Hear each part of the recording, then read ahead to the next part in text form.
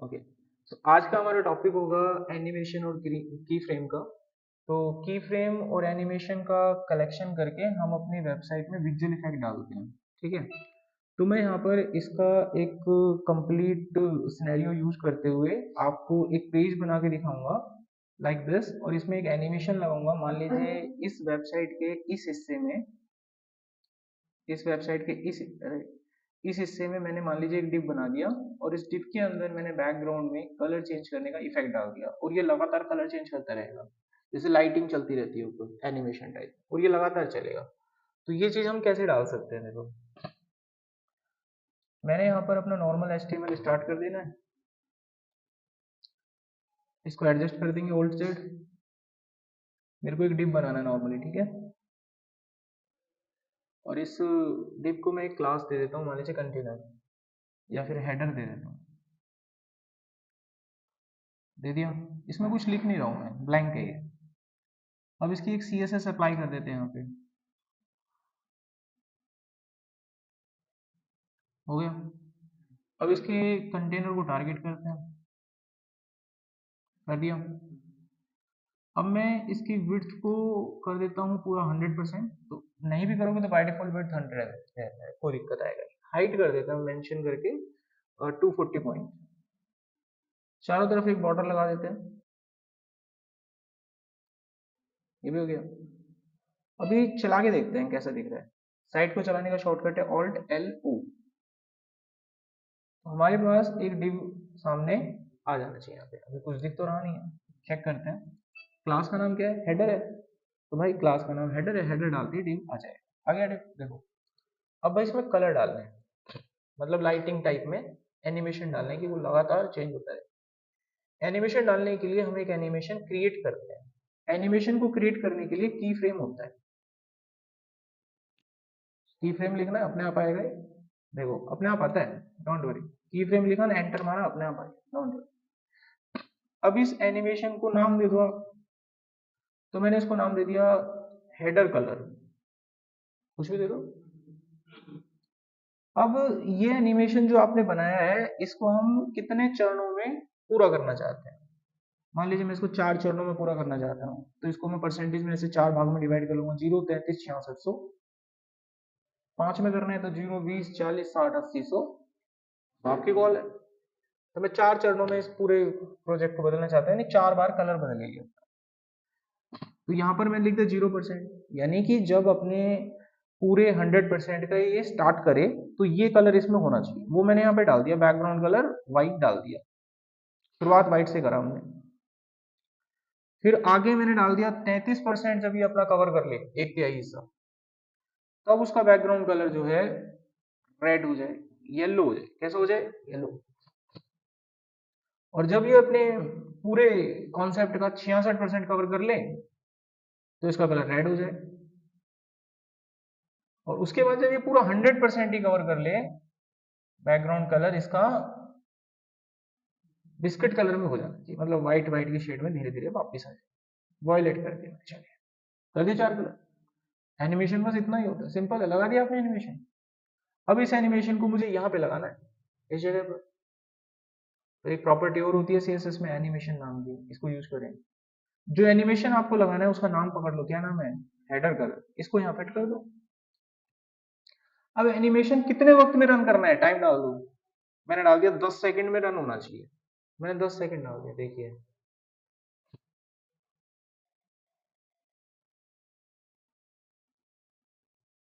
देखा, चेंज कर रहा है, और उसके बाद ये स्थिर हो गया। अब मैं चाहता हूँ ये लाइफ टाइम चलता रहे, क्यों इतना झंझट करें? तो इनफाइनाइट डाल दिया। अब आपकी वेबसाइट में एक एनिमेशन है जो लगातार चलेगा, कोई इंपैक्ट नहीं आएगा। समझ आ गया? कोई डाउट किसी का? एक और लगा के दिखाते हैं एनिमेशन। मान लीजिए एड चल रही है, क्या चल रही है, और इस एड में आपके प्रोडक्ट का नाम लिखा हुआ है। जब ये एनिमेशन चल रहा है तो मैं चाहता हूँ प्रोडक्ट के नाम पे भी एक एनिमेशन हो। आपने वेबसाइट में देखा होगा प्रोडक्ट का नाम छोटे से बड़ा, बड़े से छोटा ऐसे होता रहता है, समथिंग लाइक, या बड़े से एकदम छोटा होता है फिर स्टार्ट होता है। तो एनिमेशन ऐसे हाईलाइट होता रहता है ना, बूम होके, हाईलाइट न्यूज एजेंसी। तो वो एनिमेशन हम लगा सकते हैं। कोई ऐड दे रही हो तो लगा सकते हैं। तो क्या करता हूँ मैं, यहाँ पर लिखता हूँ ऐड, लिखता हूँ कुछ। मैंने यहाँ पे लिखा, किस चीज की ऐड डालें, हमने डाल दिया भाई सेल लगी है, सेल सेल लगी है किसकी? शूज की सेल लगी है, लिख दिया मैंने वहां पे shoes sale, sale of shoes ऐसे, ठीक है। और यहाँ लिख दिया 90% ऑफ, भाई साहब मजा आ गया, ऐसे लिख दिया मैंने, ठीक है। और इसको दो अलग लाइन में लिखूं तो ज्यादा अच्छा लगेगा मुझे लगता है ना। अब इसको डिजाइन देना थोड़ा सा, यहाँ पर आ गए हम, ठीक है, बीच में लाते हैं पहले, तो इसको बीच में लाओ। तो टेक्स्ट अलाइन कर दिया, बीच में आ गया। और वर्टिकल अलाइन करेंगे, जितनी डिव की हाइट है उतनी लाइन हाइट कर दो, तो अपने आप बीच में आ जाता है। 240 कर दो, देखो बीच में सेट हो जाएगा मतलब, ठीक है। अब ये दो लाइन ब्रेक है तो अलग अलग पहुंच गए। क्या कर दिया इसने, गड़बड़ घोटाला कर दिया हमारे सामने, तो पंगा हो गया। तो मुझे यहाँ पर इसको ब्रश करके हाईलाइट ऐसे करके डाल देना है, ठीक है, ऐसे करके डाल देना। अब मैं चाहता हूँ कि जब ये वेबसाइट ऐसे इनिशिएट हो रही है तो साइज भी धीरे धीरे इसका बढ़े, साइज बढ़ना चाहिए, एनिमेशन यही रहेगा। तो मैं इसका एक स्टार्टिंग साइज दे देता हूँ, मैंने इसका फ़ॉन्ट साइज दे दिया 18 पॉइंट, तो बाय डिफॉल्ट 18 पॉइंट कर दिया। 16 होता है बाय डिफॉल्ट फ़ॉन्ट साइज, 18 से स्टार्ट किया। तो जब ये स्टार्ट हो रहा है तो फ़ॉन्ट का साइज मैंने कर दिया 18, यहीं पे डाल देना, देखो 18 पॉइंट।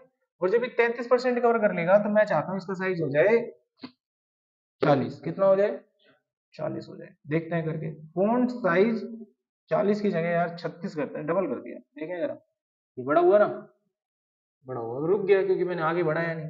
अब मैं वापस इसको अब यहाँ से बड़ा करूंगा, यानी 36 के बाद ये हो जाए तकरीबन 48 का हो जाए। फॉन्ट साइज और बढ़ा गया हमने, 48 पॉइंट। ऐसे लगाने होते हैं एनिमेशन, ये देखिए, अब और बड़ा होगा, फिर और बड़ा होगा, और बड़ा होगा, ठीक है। अब मैं चाहता हूँ फिर छोटा हो ये, ऐसे, तो ठीक है, रुक के जाए थोड़ा सा। तो यहाँ पर फॉन्ट साइज मैंने कम कर देना, फॉन्ट साइज 36-32 पे कर देते हैं। देखिए नाउ रिएक्शन देखिए, बड़ा हो रहा है, सेल्स यूज लग रही है, ऐड आती रहेगी वेबसाइट में और फिर धीरे धीरे छोटा हो जाएगा। अब मैं चाहता हूँ जो भी ये हो रहा है कलर, ये थोड़ा स्मूथ चलना चाहिए, कैसे चलना चाहिए, स्मूथ। तो एनिमेशन पे जाओ, यहाँ पे या टाइम डाला था, यहाँ पे लीनियर लिख दो, अटकाउट की सी बंद हो गई है, देखो देखा टेक्स्ट पे, देखिए अटकाउट की जो थी ना वो स्मूथ हो गया है। अब मैं चाहता हूँ फोंट का कलर भी कॉम्बिनेशन के साथ चले, जब व्हाइट है, जब बैकग्राउंड कलर व्हाइट था तो कौन सा कलर अच्छा लगेगा इस पे, रेड कर देते हैं, कलर रेड कर दिया, रेड से चला, ठीक है। और जब ये येलो था तो येलो पे कौन सा ठीक लगेगा, येलो पे ब्लू कर देते हैं, कलर ब्लू। आप देखिए कैसा भी एनिमेशन सेट कर सकते हो, रेड था और जब येलो चला तो ब्लू हुआ, ठीक है। और जब ये कौन सा कलर हुआ, रेड कलर हुआ, तो रेड पे व्हाइट कर दिया मैंने, कलर व्हाइट, लाइक दिस। ये चला आगे, देखिए ब्लू हुआ, रेड आते ही व्हाइट हो जाएगा, रेड आते ही व्हाइट कलर होगा, देखा व्हाइट पे आया। और जब ये वॉयलेट हो रहा था ना, तो वॉयलेट पे मैं इसको कौन सा कलर दे दूं, ऑरेंज दे देते हैं, कलर ऑरेंज।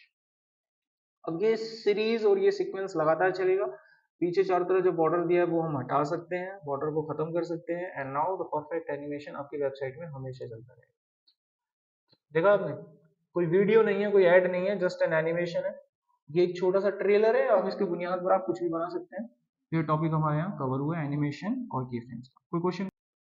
अब हम लेकर चलते हैं और एक बहुत इंपॉर्टेंट कॉन्सेप्ट, फ्लेक्स, ठीक है। फ्लेक्स की कारीगरी समझ गया ना तो यार अपने हाथ में हुनर आ जाएगा तुम्हारे, फ्लेक्स है ना। फ्लेक्स की कारीगरी समझ गए तो वो जो कल हम नहीं कर रहे थे, कल हमने लास्ट सेशन में वो मेन्यू बनाया था, राइट साइड में दिक्कत हो रहा था, फ्लेक्स समझ गए तो राइट में भी आएगा वो, ठीक है। तो कर सकते हो अपने हिसाब से, कंट्रोल कर सकते हो। फ्लेक्स का मेन मोटो समझना है पहले, तो चलो पेज बनाते हैं पहले, फ्लेक्स। चलो HTML अपना खड़ा कर देते हैं, यहाँ पे बुनियाद डाल दिया HTML की, ठीक है। साइड में रन भी कर देते हैं इसको, Alt L O, और ये रन भी होगा, ठीक है। अब यहाँ पे काम करना है, फ्लेक्स की पहले इंपॉर्टेंस को समझिए कि why we need a flex. जो आप अपनी वेबसाइट का डिजाइन बनाते हैं किस में बनता है, लेआउट डिव में बनता है। तो जो भी डिव होते हैं वो आपके, अगर आपने किसी डिव को एक साइज दे दिया तो वो कट जाते हैं, पता है ये बात, वो कट जाते हैं डिव। चलो इसको लाइव डेमोस्ट्रेशन करते हैं। मान लो मैंने यहाँ पर एक डिव बनाया, एक छोटा सा डेमोस्ट्रेशन लेते हैं, मैंने एक डिव बना दिया, इसी पे करके दिखाते हैं। और डिव में मैंने कुछ लिख दिया, लिखो मत लिखो कोई फर्क तो पड़ना है, बट देख लो आप, डिव बना दी मैंने, ठीक है। अब इसके ऊपर मैं यहीं पे CSS लगा के आपको समझाता हूँ। मैंने स्टाइल दे दिया, इसमें मैंने बॉर्डर लगाया 1 पॉइंट सॉलिड ब्लैक, ठीक है भाई, डिव बन गया मेरे पास। अब मैंने इसकी एक हाइट तय कर दी, हाइट मैंने तय कर दी भाई 300 पॉइंट की हाइट होनी चाहिए, ठीक है 300 पॉइंट की हाइट हो गई। मैंने इसकी विड्थ तय कर दी, विड्थ मैंने तय कर दी भाई 700 पॉइंट की इसकी विड्थ होनी चाहिए, 700 पॉइंट की विड्थ दे दी, ठीक है। अब जरा इस डिव को ध्यान से देखना, अगर मैं इस डिव में कुछ लिख दूं, मैं अगर इसमें कुछ लिख दूं तो पहली चीज तो बाहर चला गया, ओवरफ्लो है वो तो हटा लेंगे, वो तो कोई बड़ा मुद्दा नहीं है। मैं क्या काम करता हूँ, हाइट को ऑटो कर देता हूँ। हाइट को ऑटो करने का मतलब होगा अगर मैं हाइट हटा दूंगा ना तो ये अपने आप ऑटो हो जाएगा, डाटा एडजस्ट हो जाएगा, देनी नहीं पड़ेगी। अब इसमें पंगा पता है क्या है, क्योंकि पूरी वेबसाइट ऐसी बनती है डिव में, और इसमें पंगा होता है। पंगा ये होता है कि कट जाता है, वेबसाइट को छोटा करा ना किसी डिवाइस पे, ये देखो कट गया ना, ये देखो कट नहीं गया, डिव को ध्यान से देखो डाटा कट गया, it is not a flexible. तो भाई इसको कंट्रोल करने के लिए वो डाटा ना कटे, अपनी जगह बनाए, रेस्पॉन्सिव होती है ना वेबसाइट जैसे मोबाइल में, अपनी जगह बनाए, ऐसे कटे ना। तो इस ड्रॉबैक को ओवरकम करने के लिए फ्लेक्स आ गया, तो हम इसको फ्लेक्सिबल कर सकते हैं, जैसा चाहिए वैसे चलेगा, डाटा नहीं कटेगा। तो यही होता है मेन उद्देश्य फ्लेक्सिबल का। आई होप समझ में आ गया आपको डेमोन्स्ट्रेशन। अब इसको फ्लैक्स से सही कर सकते हैं, ऐसे कटाकुटी नहीं होगा। अब इस चीज को समझते हैं, तो मैं ये सारा हटाता हूँ और आपको फ्लेक्सिबल का मेन टारगेट समझाएंगे। तो मैं यहाँ पर जो डिजाइन बनाऊंगा, डिजाइन पे फोकस करते हैं, मैं क्या बनाने वाला हूँ। मैं आपके सामने इस पेज में एक मुख्य डिव बनाऊंगा, मेन डिव। इस डिव के अंदर मैं 5 छोटे छोटे डिव बना के आपको दिखाऊंगा, समझ में आ गया। उसके बाद इस वेबसाइट को छोटा बड़ा करके हम दिखाएंगे, देखेंगे कि ये डिव कट रहे हैं कि नहीं कट रहे। That is my main point, ठीक है। और इसके साथ साथ एक प्रॉपर्टी और कवर करूंगा जिसका नाम है डिस्प्ले। कौन सी नाम, डिस्प्ले। जो कल हम पढ़ रहे थे तो रह गया था, तो डिस्प्ले प्रॉपर्टी भी अभी कवर करेंगे। तो चलिए स्टार्ट करते हैं। तो जो मैंने अभी डिजाइन बनाया उसे डिजाइन का ध्यान रखते हुए, दिमाग में ध्यान रखते हुए उसको मैं बनाने जा रहा हूँ। सबसे पहले बनाया मैंने मेन डिव, क्लास दे दिया कंटेनर, ठीक है। उसके अंदर बनाया मैंने एक और डिव, इसको मैंने क्लास दे दिया बॉक्स, और इन सबको यूनिक आईडी दे दी, और यूनिक आईडी मैंने दे दी डिव डॉलर करके, 1 2 3 अपने आप आएगा। अंदर मैंने डिव बना दिए 5, ये 4 बना देते हैं, 5 5 बना देते हैं। चलिए अंदर मैंने डिव कितने बना दिए, 5, ठीक है भाई। अब मैं इन सभी डिव के अंदर कुछ लिखना भी चाहता हूँ, डिव 1 डिव 2 डिव 3 ऐसे लिखना चाहता हूँ। तो भाई लिखने के लिए मैंने क्या करा, यहाँ पे लिख दिया डिव डॉलर, ऐसे एंटर करूंगा अपने आप आएगा, सारा काम हो गया मेरे साथ, बन गए 5 डिव, दिख रहा है आपको, ठीक है। तो हमने 5 डिव बना लिए, क्लास बना लिया, सबकी क्लास आ गई है, आईडी सबकी अलग अलग आ गई है, सबके नाम भी हमने लिख दिए। अब इसको मैं डिजाइन दूंगा, जो डिजाइन था, डिजाइन देने के लिए अपना भाई सीएसएस लगा लेते हैं फटाफट से। यहाँ पे दिया टाइप टेक्स्ट सीएसएस, गए हम कंटेनर को टारगेट किया, पहले कंटेनर को देख लेते हैं। बॉर्डर लगा दो इसके चारों तरफ, ये भी लग गया। अंदर थोड़ी सी पैडिंग दे देते हैं, सेट हो गया मामला, कोई दिक्कत तो नहीं है अंदर। अच्छा, अभी काम करते हैं इसमें, काम ये करते हैं कि भाई अपने बॉक्स वाले डिप को टारगेट करते हैं, ठीक है, कर लिया टारगेट। इसके चारों तरफ बॉर्डर देते हैं, दे दिया। अब इन सबकी एक विड्थ तय कर लेते हैं, हो गई। हाइट तय कर लेते हैं, डन। अब मैं आपको एक सवाल देता हूं, करके दिखाओ, इन सभी डिब्बों को एक लाइन में लगा के दिखाओ। क्या करना है, इन सभी डिब्बों को सो का दे देते हैं इनको, सही। चलिए इन सभी डिब्बों को एक लाइन में लगाना है आपको। तो हमारे पास एक प्रॉपर्टी होती है डिस्प्ले नाम की, कौन सी प्रॉपर्टी होती है, डिस्प्ले नाम की। अगर मैंने यहाँ पर डिस्प्ले में जाके इनलाइन यूज कर दिया तो जितने भी डिप होते हैं वो एक लाइन में आ जाते हैं, ध्यान रखना ये बात, ठीक है। इनलाइन करने से सारे के सारे डिप किस में आ जाएंगे, एक लाइन में। अगर वो सारे डिप कभी किसी वेबसाइट में एक लाइन में और आपको अलग अलग लाइन में चाहिए, एक लाइन की बजाय अलग अलग लाइन में चाहिए, तो डिस्प्ले को करते हैं ब्लॉक। तो बाय डिफॉल्ट ब्लॉक होता ही है। अगर एक लाइन पे लाने हैं तो आप करेंगे इनलाइन, लेकिन इसमें एक ड्रॉबैक है। अगर किसी भी डिव को आपने इनलाइन किया तो इनलाइन प्रॉपर्टी पे डिव की दो प्रॉपर्टी काम नहीं करती। अब दो प्रॉपर्टी कौन सी होती है, डिव की दो मुख्य प्रॉपर्टी काम करना बंद कर देंगी अगर आपने डिस्प्ले को इनलाइन कर दिया। वो दो मुख्य प्रॉपर्टी होती है हाइट और विड्थ। अब मैंने इसकी हाइट और विड्थ सेट कर रखी है 140, लेकिन जैसे ही मैं डिस्प्ले को इनलाइन करूंगा सारे डिव एक लाइन में आ जाएंगे, लेकिन हाइट विड्थ का वजूद खत्म हो जाएगा। देखिए ये नॉलेज होनी चाहिए आपके पास, हाइट विड्थ का कोई वजूद नहीं है, कितना ही डाल लो। अब मैं चाहता हूं ये लाइन में भी रहे और हाइट विड्थ का वजूद भी रहे, तो उसलिए हम इनलाइन ब्लॉक का इस्तेमाल करें। अब आपको ये तीनों प्रॉपर्टी क्लियर हो जानी चाहिए, चार प्रॉपर्टी एक्चुअली। डिस्प्ले नन करने से गायब होता है, डिस्प्ले ब्लॉक से अलग अलग लाइन में आता है, एक लाइन में लाने के लिए इन लाइन होता है, लेकिन इस पे हाइट वेट काम नहीं करेगी। अगर उस पे काम करवाना है तो इन लाइन ब्लॉक। इंटरव्यू के लिए तैयार रहना, चार क्वेश्चन आएगा फटाफट से बता देना, that is the main point of this. इतना हमने कर लिया। अब मेन चीज देखिएगा, ये डिव जो आपने बनाए है ना, ये कटेंगे, कट रहे हैं, लेकिन ये डिफॉल्ट अंदर पता है क्यों जा रहे हैं? क्योंकि मेन डिव के अंदर है, मेन डिव के अंदर। अच्छा, क्योंकि मैंने इनकी विड्थ सेट नहीं कर रखी मेन वाले डिव की, ऑटो फिट चल रहा है ना वो, उसकी विड्थ सेट नहीं कर रखी। अच्छा, अब सबसे बड़ी जो सबसे इंपॉर्टेंट चीज है ना, वो क्या है, ये ऐसे नहीं आना चाहिए। ओके, तो इसको कैसे सेट करेंगे? अंदर वाले डिव को मैं फ्लैक्स करना चाहता हूँ, ऐसे नहीं आना चाहिए, फ्लैक्स हो जाए। तो अंदर वाले डिव को फ्लैक्स करना है, तो फ्लैक्स कैसे करते हैं चीजों को समझिए। ये डिव मुझे फ्लैक्स करने, तो फ्लैक्स करते हैं इसके कंटेनर को, इनको नहीं करते हैं, किसको करते हैं? कंटेनर को। अगर आप किसी बैग में किताबें डाल दो तो बैग फ्लेक्सिबल होना चाहिए, किताबें फ्लेक्सिबल नहीं होनी चाहिए। अगर आप कोई स्वेटर या जर्सी पहनते हो तो स्वेटर या जर्सी फ्लेक्सिबल होनी चाहिए, आपकी बॉडी फ्लेक्सिबल नहीं होनी चाहिए। और गेटिंग ऑन, कंटेनर फ्लेक्सिबल होना चाहिए। तो इन सभी डिव का कंटेनर ये है ना, तो भाई जो डिस्प्ले फ्लेक्स करोगे वो इसको करोगे, यहां पर आप लगाओगे डिस्प्ले फ्लेक्स। अब आपको भी सब फ्लेक्स करने से क्या हुआ, बड़ा बहुत कुछ हो गया है। जैसे आपने डिस्प्ले को फ्लेक्स किया, अब कटे वटेंगे नहीं, अब ये देखो, इसको पकड़ो, ये देखो ये देखो ये देखो ये देखो, देखा, कोई डिप नहीं कटा, और सारे के सारे डिप आपके क्या हो गए हैं? फ्लेक्सिबल हो चुके हैं, फ्लैक्स हो चुके हैं। बाय डिफॉल्ट जब भी आप किसी डिव की डिस्प्ले को फ्लेक्सिबल करते हैं तो सारे के सारे डेटा, सारे के सारे डिव आपके रो में अरेंज हो जाते हैं। किस में अरेंज होते हैं? रो में अरेंज, सारे डाटा आप देख लीजिए रो में अरेंज हो चुके हैं। अगर मैं इसकी डायरेक्शन को चेंज करके कॉलम में चाहता हूँ, मोबाइल डिवाइस में कॉलम में करना होता है, अगर मैं कॉलम करना चाहता हूं तो मैं यहां लिखूंगा फ्लेक्स डायरेक्शन। अगली प्रॉपर्टी ध्यान दीजिएगा, फ्लेक्स डायरेक्शन। कल मैंने मोर देन 68 प्रॉपर्टीज कराई थी, और आज देख लीजिए 4-5 प्रॉपर्टीज आज कवर हो रही है आपकी, करेक्ट? तो 100 के आसपास के आंकड़े को टच करेंगे आप। तो फ्लेक्स डायरेक्शन करनी है आपको। फ्लेक्स डायरेक्शन में आपको करना है कॉलम्स, सारे डाटा कॉलम में आ जाएंगे आपके, समझ में आ गया? तो सारे डाटा आपके कहां आ चुके हैं? कॉलम में आ चुके हैं।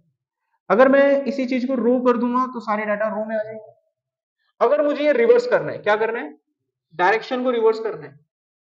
डायरेक्शन को रिवर्स करने से 5 4 3 2 1 हो जाएगा, और इसकी डायरेक्शन राइट साइड शिफ्ट हो जाएगी। तो मैंने यहां पर रो रिवर्स करना है। रो को क्या करना है? इसी टेक्निक का यूज होता कल वाली प्रोसेस में। सारे यहां पर बाय डिफॉल्ट लेफ्ट रहते हैं, रिवर्स करते ही राइट चले जाते हैं। नंबर को फिर अपने हिसाब से चेंज कर लो मेन्यू को, तो आपके हाथ में कंट्रोल है किसको क्या मेन्यू देना है आपको। आपके डाटा राइट में ऐसे ऑटोमेटिकली शिफ्ट हो जाते हैं। अच्छा, ऐसे ही मैं कॉलम में रिवर्स कर सकता हूं। अगर मैंने डाटा कॉलम में डाले और ये पूरे डाटा को मैं रिवर्स करना चाहता हूं ऊपर से नीचे की तरफ, तो रिवर्स, आपके पूरे कॉलम के डाटा आप देख सकते हैं रिवर्स में, इस तरीके से काम करते हैं। अब मान लो मुझे इस डेटा को रो में लेना है, और रो में लेने के बाद इसकी हाइट विड्थ पे थोड़ा काम करते हैं। किस पे करते हैं? हाइट और विड्थ पे काम करते हैं। तो सबसे पहले ये जो मेरा मेन कंटेनर है, इसकी मैं एक हाइट दे देता हूं यहां पर। मान लीजिए मैंने 400 पॉइंट की इसकी हाइट रख दी, ठीक है। अब इसको सेंटर में लाने की कोशिश करते हैं, बीच में कैसे आएगा? तो यहां लिखना अलाइन आइटम सेंटर। बात समझ में आई? क्या करा? Align item. अगर रो में है तो सेंटर ऐसे लाते हैं, अगर डाटा रो में है तो सेंटर ऐसे करना है, ठीक है, ये थोड़ा ध्यान रखना। अब थोड़ा चेंज करते हैं इसको। अगर मान लीजिए डेटा कॉलम में होता, बाय डिफॉल्ट रो में रहता है, डायरेक्शन को चेंज करके कॉलम में लाना होगा। अगर आपका डेटा कॉलम में होता, अब इसको सेंटर में लाना है। कॉलम में सेंटर, मोबाइल डिवाइस पे ऐसा होना चाहिए, और जैसे सेंटर में लाओगे सेंटर में बढ़ना चाहिए। तो इसको अब सेंटर में लाने के लिए कंटेंट यूज होगा, जस्टिफाई कंटेंट सेंटर। हम काम नहीं कर, अलाइन आइटम ही लगाना, फिर अलाइन आइटम सेम चला देना, सेंटर बन गया। सेम ही प्रॉपर्टी, दोनों चीज में सेंटर लाने के लिए दोनों को इसको यूज करना। अब बात आती है कि अगर मान लीजिए डेटा आपका रो में दिया हुआ है हमारे पास, यानी इसका यूज करके मैं इसको लेफ्ट राइट सेंटर कहीं पे भी ले जा सकता हूं। बाय डिफॉल्ट तो लेफ्ट होता ही है, राइट करते तो राइट में भी जाएगा, राइट में नहीं जा रहा,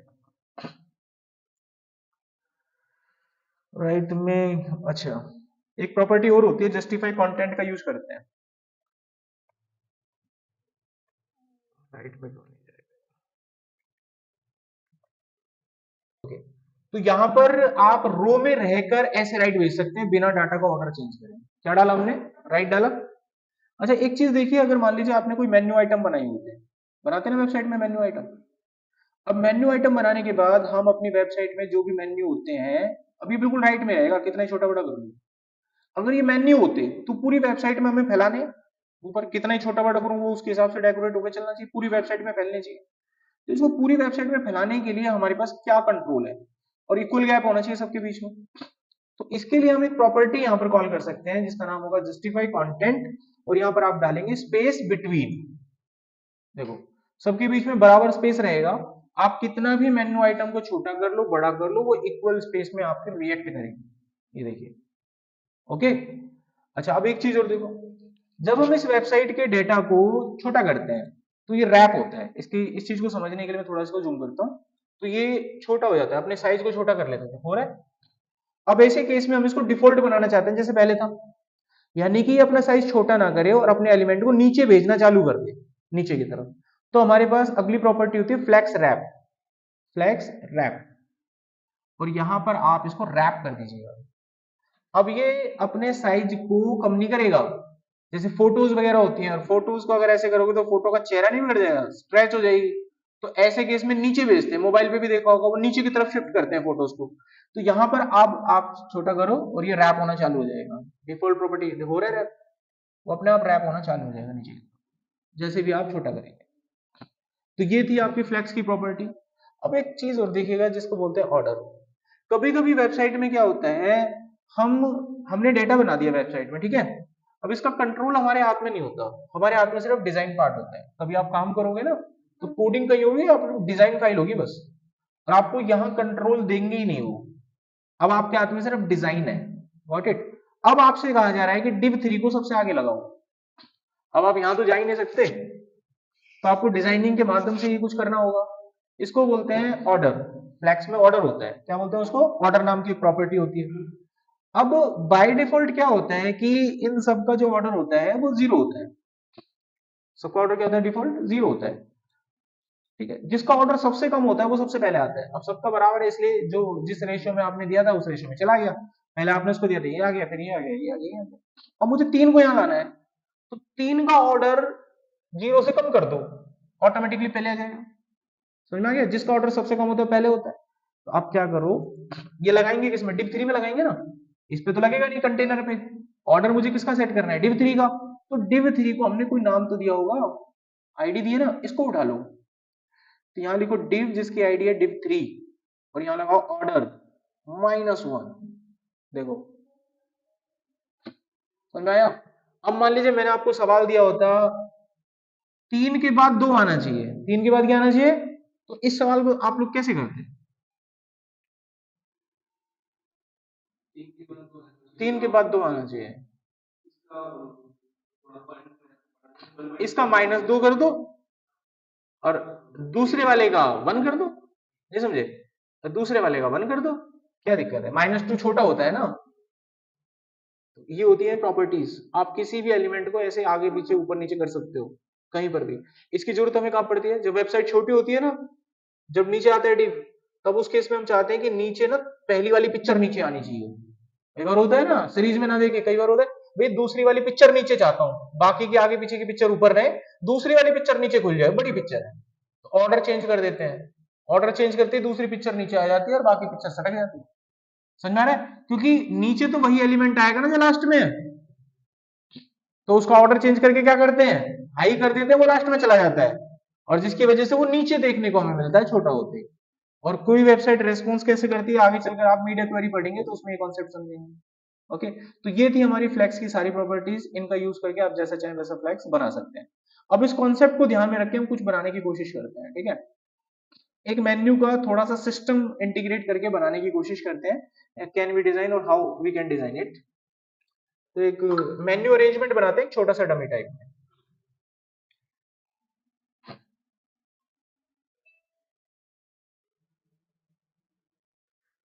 मेन्यू अरेंजमेंट मैंने बनाया, ठीक है। ये मैंने यहाँ पर स्टार्ट कर दिया HTML, एडजस्टमेंट कर दिया, साइट को रन करा, ऑल्ट एल लो। साइट भी रन हो गई हमारे पास, ठीक है। अब मैं क्या बनाने जा रहा हूँ यहाँ पर, उस पर ध्यान दीजिएगा। हम अपनी वेबसाइट में कुछ ऐसा मेन्यू बनाएंगे, आपने देखा होगा वेबसाइट में कि आपकी कंपनी का जो ब्रांड नेम होता है वो तो आता है यहाँ पे, और आपके मेन्यू आते हैं यहाँ पे। समझ में आया कुछ? इस कॉन्सेप्ट को बनाने की कोशिश करें, हल्का सा डेमोन्स्ट्रेशन करें। ज्यादा डिजाइन नहीं डाल रहा, मैं खाली इनको दूर करके आपको समझाने की कोशिश करूंगा ये बनता कैसे है। देखो हम क्या करेंगे, सबसे पहले एक मेन डिव बनाएंगे, ठीक है। उसके अंदर मैं एक डिव और बनाऊंगा, और इसके अंदर मैं एक लोगो बना दूंगा, ये होगा ब्रांड, कंपनी का ब्रांड, ठीक है। इतना बन गया।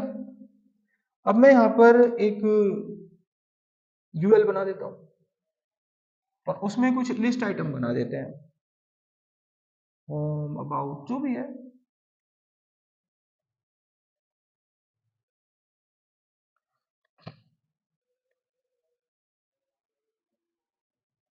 दोनों चीज बना दी। अब इनको मेन्यू की शेप देके अरेंजमेंट डालनी है, ठीक है भाई। मेन्यू की शेप देके अरेंजमेंट करनी है, तो हमने ले लिया स्टाइल।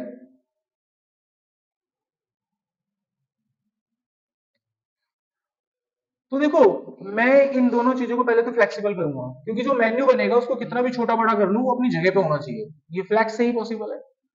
तो ये दोनों आइटम आखिर है किसमें, ये कंटेनर में। तो फ्लैक्स किसको करेंगे, कंटेनर को करेंगे।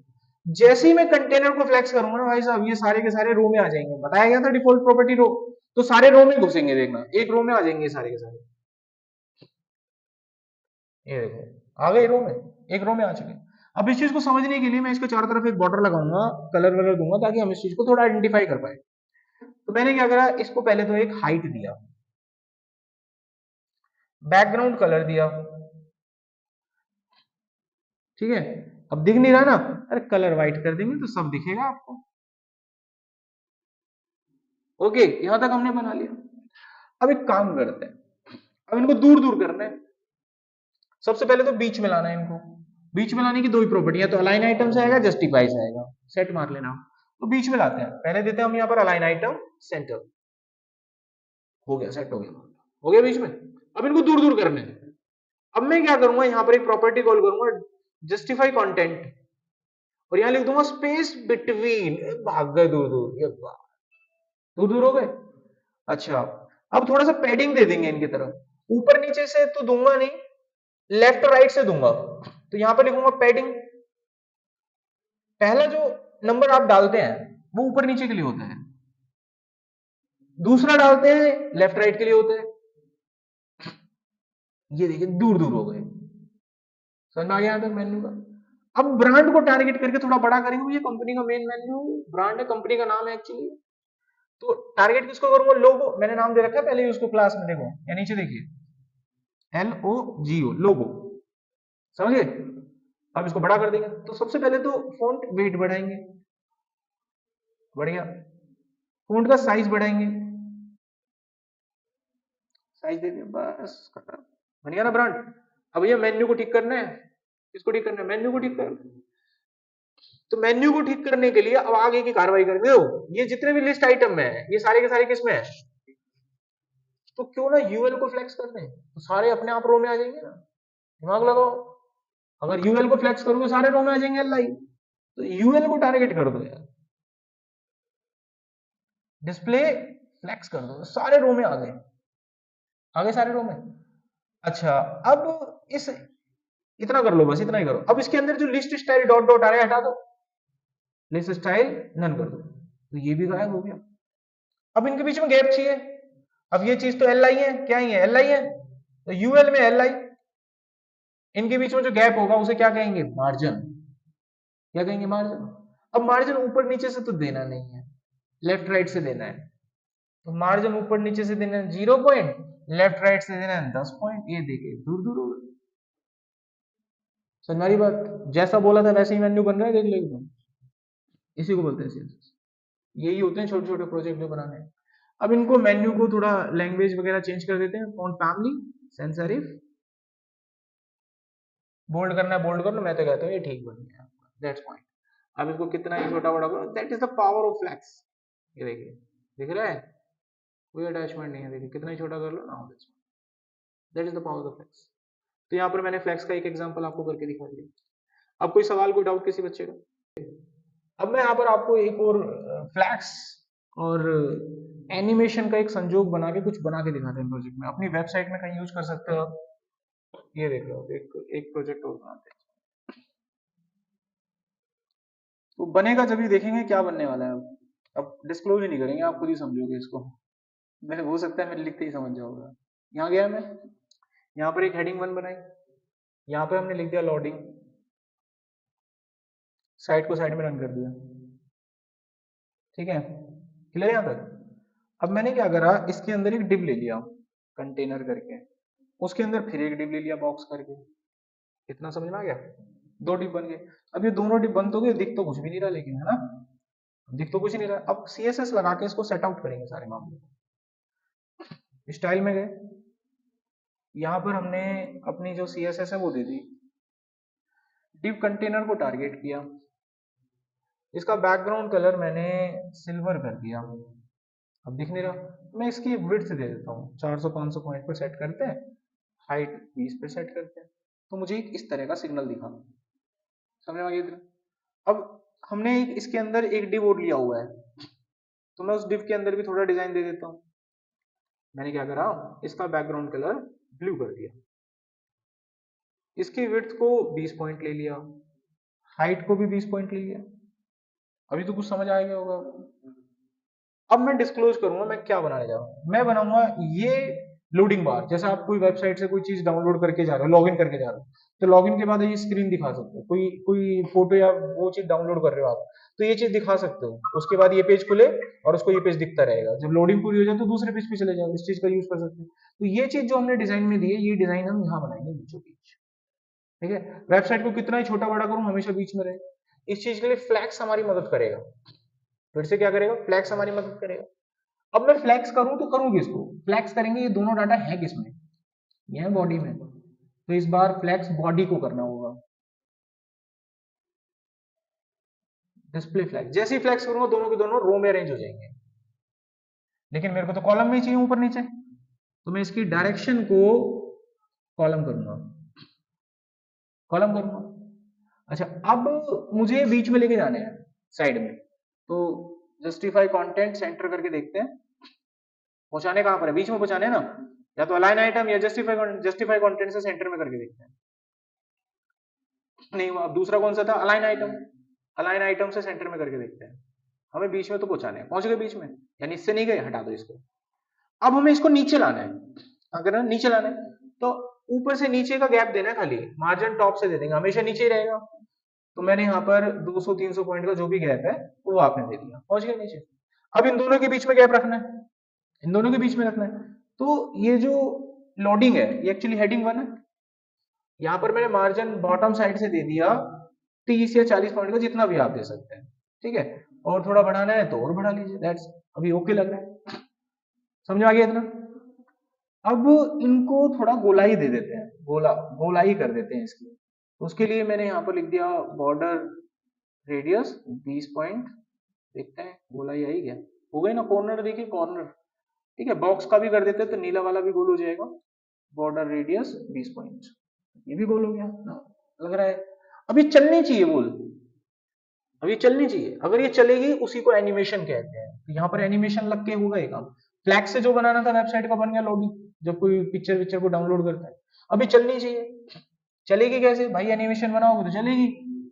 अब जब वो एनिमेशन बनेगा, एनिमेशन बनेगा किसके लिए, इस नीली बॉल के लिए, ये नीली बॉल बॉक्स है, एनिमेशन बनेगा इस नीली बॉल के लिए। तो यहां पर मैं एनिमेशन बनाता हूं, एनिमेशन की फ्रेम से बनता है। एनिमेशन का नाम मैंने रख दिया ब्लू बॉल, ब्लू बॉल। अब एनिमेशन कितने चरणों में पूरा करना है वो लिखने स्टेप, 4 में, 5 में, 10 में, 4 में करेंगे हम दोबारा। 0%, 33%, फिर 66% और लास्ट में 100%। अब करना क्या है, हिलाना है, मूव करना है। मूव कैसे हुआ, अरे विड्थ बढ़ा दो, खाली विड्थ बढ़ा दो। टोटल विड्थ कितना है 400, इसके इस तरीके से टुकड़े करो, 4 बराबर होगा टुकड़ों, क्योंकि शुरुआत जब चलेगी तो विड्थ इसके 20 पॉइंट रहेगी। अब इसको 3 मतलब 400 को 3 भागों में तोड़ो, बराबर बराबर कैसे टूटेगा? 133, 266, 400। थोड़ा सा मैथ यूज कर लेना, नहीं तो जो मर्जी करे वो लगा हुआ। तो मैंने यहाँ पर विड्थ लगा लिया 133 पॉइंट। अगली दफा में इसकी जो विड्थ है 266 पॉइंट, और पूरा मार देंगे इसको विड्थ 400 पॉइंट। तो विड्थ भी लगा दी, एनिमेशन बन गया। अब इस एनिमेशन को फिट करना है यहाँ पर, कैसे करते हैं? एनिमेशन, क्या नाम है उसका? Blue ball. अब कितने टाइम में फिट होना चाहिए? हमने डाल दिया 15 सेकेंड का टाइम। ये देखिए बॉल चली डाउनलोडिंग में, लेकिन रुक रुक के चल रही है। कैसे करते हैं इसको स्मूथ? लीनियर। अब मैं चाहता हूं, मैंने अब बस का इतना ही चाहते हैं, देखो डाउनलोडिंग चलती रहेगी। समझ में आ गया? और इस पेज पे 15 सेकंड का ऐसा कोई टाइम लगा देंगे जब स्क्रिप्टिंग वगैरह बैकएंड की कोडिंग करोगे। जैसे आपके, क्योंकि लोडिंग पता है 15 सेकंड की है, जब आपको 15 सेकंड कवर हो जाए तो ऑटोमेटिकली पेज जंप हो जाए दूसरे पेज पर। 15 सेकंड खत्म होती है तो वहां पहुंच जाएंगे, दैट्स फिनिश। तो इस तरीके से हमारे प्रोजेक्ट बन जाते हैं। अब इसको इनफाइनाइट करोगे तो चलती रहेगी चलती रहेगी। कोई सवाल? अब जो मैं आपको पढ़ाने जा रहा हूँ उस कॉन्सेप्ट का नाम है ग्रिड सीएसएस। नाम सुना होगा अभी, ग्रिड सीएसएस। ग्रिड सीएसएस हम पढ़ने जा रहे हैं। ग्रिड सीएसएस काम की चीज है। इसका यूज करके आप कैसी भी वेबसाइट मिनटों में बना सकते हो। पूरी वेबसाइट का ढांचा बना सकते हैं मिनटों में। तो चलिए एक ढांचा आपको बना के दिखाते हैं वेबसाइट का। मान लीजिए वेबसाइट है और मुझे एक डिजाइन बनाने के लिए कहा, डिजाइन यहाँ तैयार कर रहा हूँ, उसको फिर बना के दिखाएंगे। डिजाइन में मुझे किसी ने बोला कि एक ये बनाओ हेडर, और इस हेडर के बाद यहाँ पर एक इस तरह का विंडो होना चाहिए इतना, ठीक है। और उसके बाद यहाँ पर ऐसे दो पैनल होने चाहिए बराबर बराबर, लाइक दिस। ये टोटल ये पैनल होने चाहिए, ये बराबर साइज के हैं, ठीक है। थोड़ा छोटा बड़ा लग गया लेकिन बराबर साइज का। और उसके बाद यहाँ पर एक पैनल होना चाहिए लाइक दिस। तो ये डिजाइन हमको बनाकर देना है। सिंपल, समझ में आ गया? अब इस डिजाइन में मैं थोड़ा चेंजेस और करता हूँ, थोड़ा कठिन बनाता हूँ इसको। मान लीजिए यहाँ पर मुझे दो बराबर बराबर पैनल चाहिए, चार चार हो जाएंगे ना पैनल। ये बराबर साइज के हैं यार, साइज मेरे से बराबर नहीं हो रहा है, बट आप दिमाग लगा लेना, ठीक है। ये बराबर साइज के ये दो पैनल यहाँ पर है, ऐसे ही बराबर साइज के दो पैनल, मतलब चार ये बराबर साइज के पैनल। समझ में आ गया? और नीचे एक फुटर होना चाहिए। तो ये डिजाइन हम बनाकर देखेंगे, how we can make it final. ये पूरा वेबसाइट का लेआउट हमें बनाना है। कोई भी वेबसाइट जब वो बनाते हो तो पहले लेआउट बनाएंगे, लेआउट बनने के बाद उसमें चीजें भरा करो, ठीक है। अब इसको बनाना सीखेंगे। ये मान लीजिए पहला डिव हो गया, ये दूसरा हो गया, ये तीसरा हो गया, ये चौथा हो गया, पांचवा हो गया, ये छठा, और ये सातवां। और ये सातों के सातों डिव एक मेन डिव के अंदर है। इसका मैं ले लेता हूँ स्क्रीनशॉट। ओके, अब मैं इस स्क्रीनशॉट को कहीं पर रख लेता हूँ अपने पास पेंट करके। अब इसको कर लेते हैं हम सेव, ताकि डिजाइन हमारे पास रहे। और इसको सेव करके हम पहुंचा देते हैं अपने प्रोजेक्ट पे, यहाँ पे। तो इसका मैंने नाम दे दिया लेआउट। अब हमारे प्रोजेक्ट में वो लेआउट है, हम उसको बगल में खोल के रखेंगे, कोडिंग में काम आएगा। इन सभी टैब्स को हम बंद कर देते हैं, सिर्फ दो चीजें खुलेंगी, एक हमारा डिजाइन और एक layout. Now we are having a layout, simple. अब ये लेआउट मुझे डिजाइन करना है भाई, यहाँ पे बहुत आसान है, ध्यान से देखना। ये हमने करा स्टार्ट, पेज को एडजस्ट कर दिया, ऑल्ट जेड, साइड में कर दिया, बगल में रन, रन हो गया, ठीक है। अच्छा, इसको अब यहाँ पे चलाएंगे हम। यहाँ पे सबसे पहले बनाया मेन डिव, अब उसके अंदर बनाने हैं बहुत सारे डिव। सबको common class they the box, सबको अलग अलग आईडी दे दी। अंदर बनाने थे, कितने डब्बे थे अंदर? एक दो तीन चार पाँच छह सात, सात थे। सबके अंदर लिखना भी है 1 2 3 4 5 6 7 8 9 10 फलाना फलाना। तो ये मैंने अंदर लिख दिया, तो बन गए सारे, सात डिव बन गए। अब इन सातों डिव को टारगेट करेंगे, क्या करेंगे? टारगेट करेंगे। बॉर्डर देना है, टारगेट तो क्या ही करूँ, बॉर्डर लेआउट देना है मेरे को, ठीक है। तो डिजाइन देना है मुझे इसको, तो अलग से सीएसएस इसी में डाल देते हैं। चलिए यहाँ पर लगाई मैंने सीएसएस। अब सारा काम यहीं से होगा, अंदर कुछ नहीं करेंगे, पूरा वेबसाइट का लेआउट आ जाएगा। इसको बड़ा कर लेना हो और 100% के साइज पे रखना, क्योंकि प्रॉपर साइड यहीं से दिखेगी। अब यहाँ आते हैं, ठीक है। अब यहाँ पर सबसे पहले क्या करा मैंने, डिव कंटेनर को टारगेट किया। इसके चारों तरफ भाई सबसे पहले तो अपना बॉर्डर का काम लिखता हूँ, दे दिया बॉर्डर। अब जितने भी अंदर डिव है ना, छोटे छोटे डिव है, इन सबको बॉर्डर दे दो, जितने भी डिव है। तो कॉमन क्लास है ना इनकी, बॉक्स से टारगेट कर दूंगा, सबको मिल जाएगा, बॉक्स से करेंगे सबको मिल जाएगा, सबको मिल गया। साथ के साथ लेआउट हमारे पास है, करेक्ट। अच्छा, अब अगला काम क्या करते हैं, वेबसाइट को बीच में लगाएंगे, बीचों बीच चलाएंगे। तो मैंने इसकी विड्थ को 80% पे रखा, मार्जिन दे दिया, ऊपर से 10 पॉइंट का गैप दे दिया, बाकी ऑटो कर दिया, सेट हो जाएगा मामला। देखो वेबसाइट बीच में आ गई आपकी, यहाँ चलेगी सारी वेबसाइट। अब आगे का काम, अब मेरे को पूरी वेबसाइट को ग्रिड में कन्वर्ट करना है। ग्रिड में कन्वर्ट करके मैं इसको टेबल की तरह ट्रीट कर सकता हूँ। फिर मैं इसमें पढ़ सकता हूँ कि टोटल कितनी रो है, कितनी कॉलम है, खेल खत्म कर दूंगा।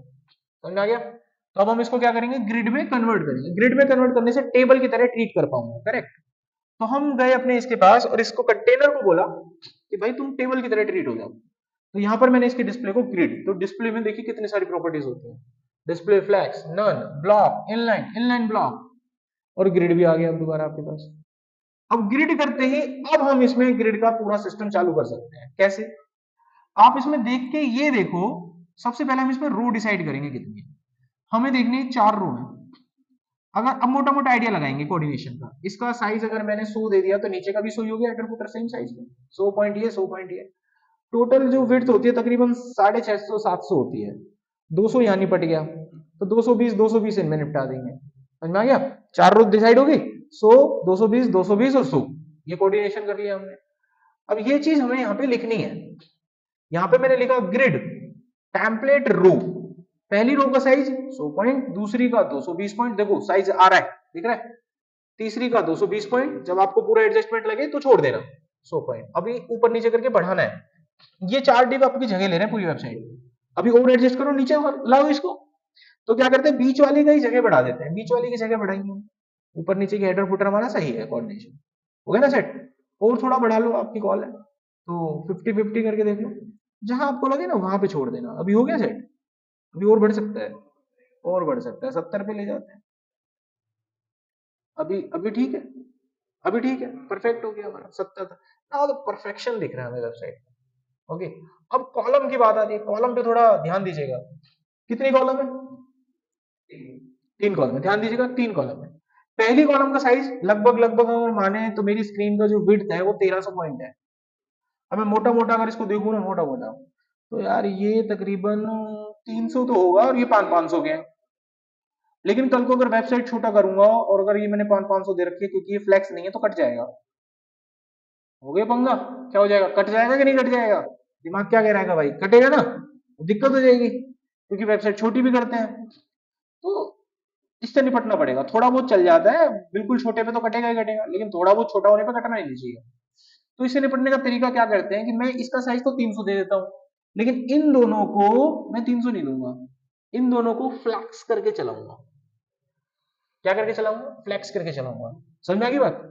तो कैसे करूंगा, ये घटना कैसे घटित होगी, 3 कॉलम है, ये कंफर्म है, पहले कॉलम का साइज कंफर्म हो चुका है, बाकी जो 2 कॉलम बनेंगे उसमें मैं ये कहूंगा कि जितना भी डेटा है बराबर बराबर भागों में बांट लो, 2 कॉलम बनाओ और उस पे फ्लैक्स की प्रॉपर्टी इस्तेमाल कर लो। समझ में आ गया। अब ये चीज हम कहेंगे कैसे, इसको देखो, मैं यहां पे जाके इसको बोलूंगा भाई साहब ग्रिड टेम्पलेट कॉलम तैयार करो, पहले को साइज 300 दे दीजिए, तो देखो पहला कॉलम 300 साइज में चला गया। मैं कहूंगा बाकी डाटा को बराबर बांट लो, बाकी डाटा को बराबर बांट लो, बांटेंगे कैसे, मैं कहूंगा रिपीट, कितने कॉलम चाहिए, 2 कॉलम, 2 कॉलम बनेंगे रिपीट होके। अब इसको यहां पर मुझे फ्लैक्स करने के लिए, इस जगह पर मुझे फ्लैक्स करने के लिए एक प्रॉपर्टी दी जाती है, अगर बाकी के बचे हुए कॉलम को फ्लैक्स रखना चाहते हो, अगर नहीं रखोगे तो ऐसे ही चलेगा नॉर्मल, फ्लैक्स करना चाहते हो तो उसकी एक प्रॉपर्टी होती है 1FR।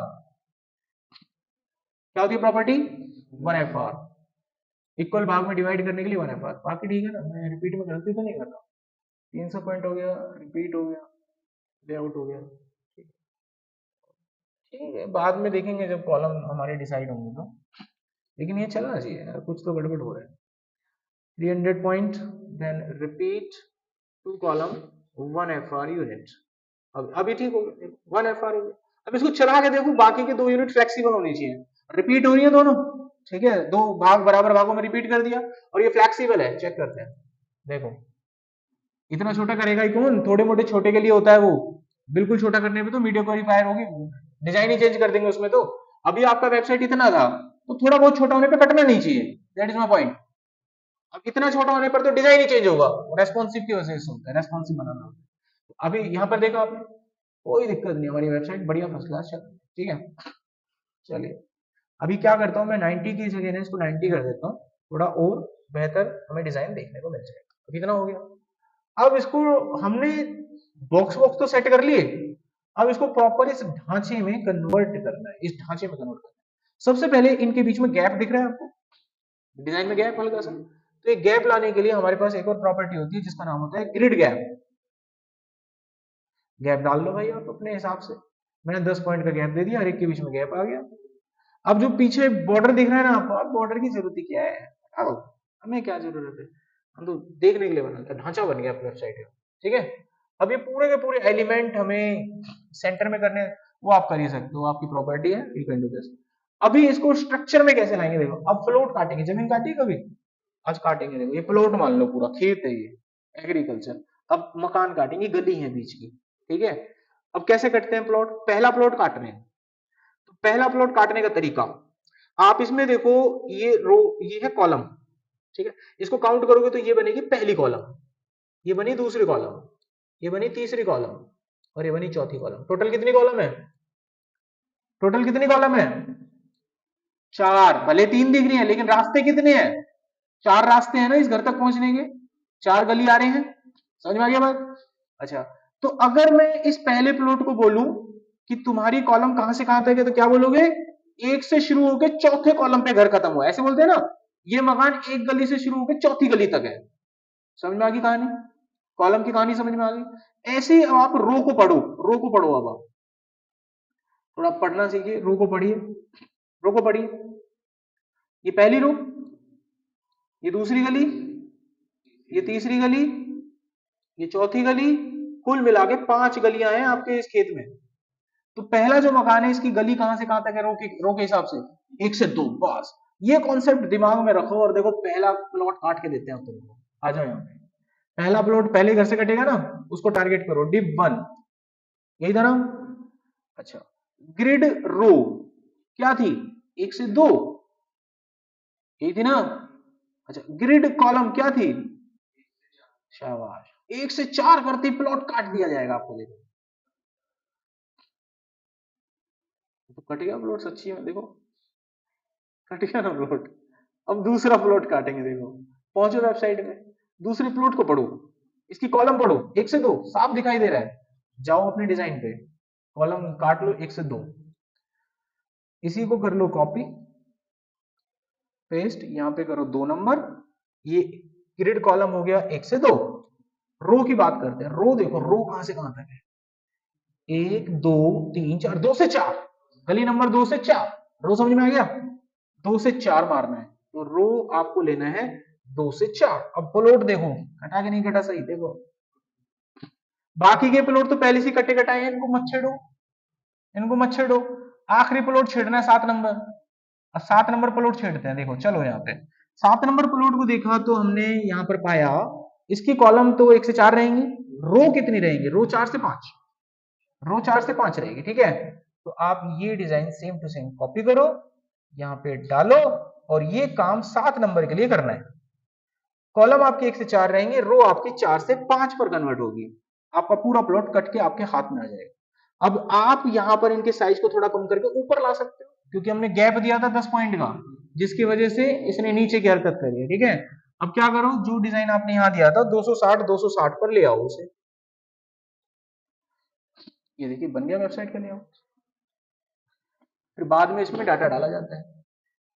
अगर हम इसको बना सकते हैं तो आप सोचो यार, कोई भी लेआउट बना लोगे आप, प्रैक्टिस पे। अब आपकी, आप प्रैक्टिस कैसा करते हैं, कोई भी डिजाइन हो किसी भी वेबसाइट का, लेआउट उतारो उसका, कच्चा कच्चा पेपर पे पहले ड्रॉ करो और फिर बनाओ। कल को कहीं पर इंटरव्यू होता है और आपसे कहते हैं पेज बनाओ, डायरेक्ट पेज मत बनाना, पहले लेआउट बनाना।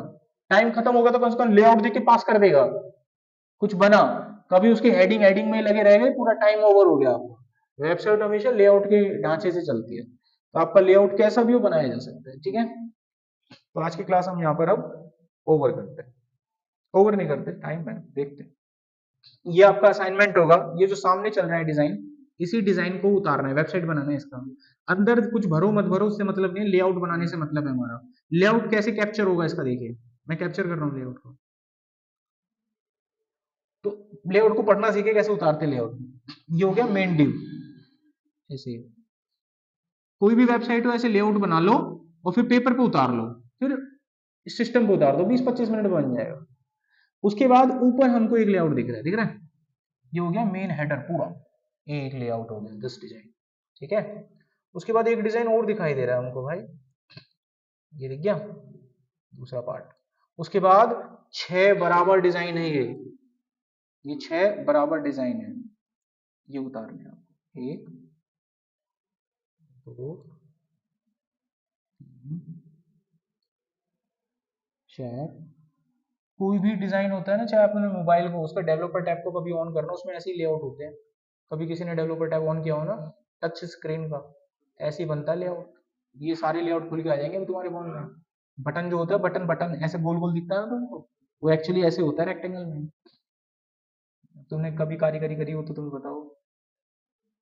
देखो यहाँ पहुंचे, एक डिजाइन यहाँ पर है, 2 लेआउट है एक्चुअली यहाँ, एक ये वाला है जिसमें ये डाला गया है और एक और है, तो कंप्लीट डिजाइन हमें मिल रहा है। और ये 3 बराबर लेआउट है, एक 3 पार्ट है ना इसके, 2 बराबर बराबर है ये। भाई साहब ये लेआउट तुमने बना दिया तो तुम्हें डिजाइनिंग आ गई। अब टोटल काउंट कर लो कितने हैं, 1 2 3 4 5 6 7 8 9 10 11 12 और एक मेन डिव हो गया। ये आपका होमवर्क है, इसको बना लीजिएगा।